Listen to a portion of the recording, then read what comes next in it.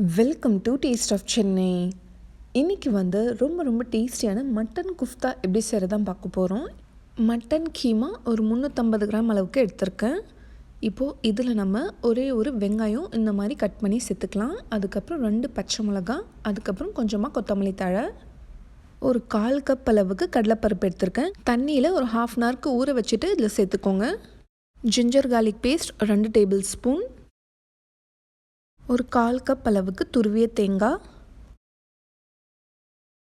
உப்பு தேவையான அளவு,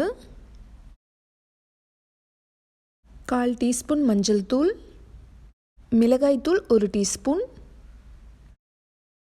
ஒரு 1/4 டீஸ்பூன் அளவுக்கு கரம் மசாலா. இப்போது எல்லாத்தையும் நல்லா மிக்ஸ் பண்ணி விட்டுக்கலாம். தண்ணி நம்ம சேர்க்க வேணாம், மட்டன்லேயே இதில் நல்லா தண்ணி விடும். இது நல்லா ட்ரை ஆகிற வரைக்கும் இதை நல்லா குக் பண்ணிக்கலாம்.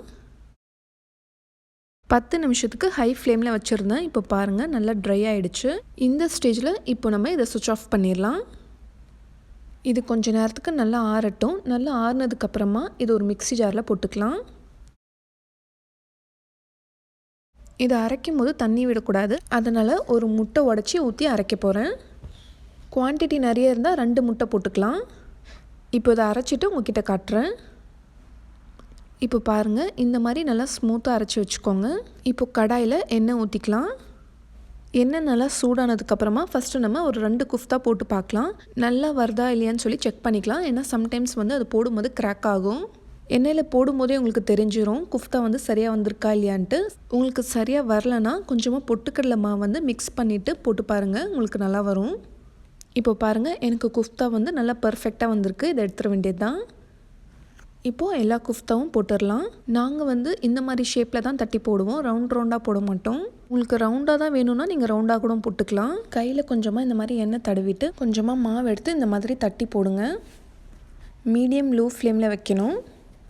இதுக்கு மெஷர்மெண்ட்ஸ் ரொம்ப இம்பார்ட்டன்ட். ஸோ மெஷர்மெண்ட்ஸ் நீங்கள் கரெக்டாக போட்டிங்கன்னா உங்களுக்கு நல்லா பர்ஃபெக்டாக வரும். மட்டன் குஃப்தா ஒரு வீட்டில் ஒரு மாதிரி செய்வாங்க. பட் நாங்கள் எங்கள் வீட்டில் எங்கள் பாட்டி எங்கள் அம்மாலாம் ஃபாலோ பண்ண ரெசிபி தான் நான் உங்கள் கூட இன்றைக்கி ஷேர் பண்ணுறேன். நான் ஒரு 3 பேட்சஸாக போட்டிருக்கேன்.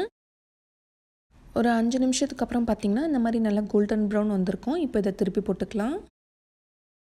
இந்த மாதிரி 2 சைடும் நல்லா ஃப்ரை ஆனதுக்கப்புறம் இந்த மாதிரி நல்லா கோல்டன் ப்ரௌன் வந்ததுக்கப்புறமா எடுத்துடலாம். இதை எடுத்து ஒரு டிஷ்யூ பேப்பருக்கு மாற்றிடுங்க. உங்களுக்கு ரவுண்டாக வேணும்னா இந்த மாதிரி ஷேப்பில் உருட்டி போட்டுக்கோங்க. நாங்கள் இதை குஃப்தான்னு சொல்லுவோம், சில பேர் ஷமி கபாப்னு சொல்லுவாங்க. இப்போ நம்ம ரவுண்ட் போட்ட பால்ஸும் எடுத்துடலாம். இப்போ ரொம்ப டேஸ்டியான மட்டன் குஃப்தா ரெடி ஆகிடுச்சு. இது நம்ம சும்மா சாப்பிட்டாலே அவ்வளோ சூப்பராக இருக்கும். ஈவன் நம்ம சாம்பார் ரைஸ் கூடயும் இது சைட் டிஷ்ஷாக வச்சு சாப்பிட்லாம். எங்கள் வீட்டில் செய்கிற ரொம்ப ஒரு ஸ்பெஷலான டிஷ் இது. ஸோ கண்டிப்பாக ட்ரை பண்ணுங்கள், ரொம்ப நல்லாயிருக்கும். ட்ரை பண்ணிவிட்டு உங்களோட வேல்யூபிள் கமெண்ட்ஸ் அண்ட் ஃபீட்பேக் எங்களுக்கு சொல்லுங்கள். இந்த மாதிரி நல்ல ரெசிபிஸ் நீங்கள் மிஸ் பண்ணாமல் பார்த்துட்டே இருக்கணும்னா நம்ம சேனல் டேஸ்ட் ஆஃப் சென்னையை மறக்காமல் சப்ஸ்கிரைப் பண்ணுங்கள். நாளைக்கும் இதே மாதிரி வேறொரு இன்ட்ரெஸ்டிங்கான வீடியோவில் சந்திப்போம். தேங்க்யூ ஸோ மச் ஃபார் வாட்சிங்.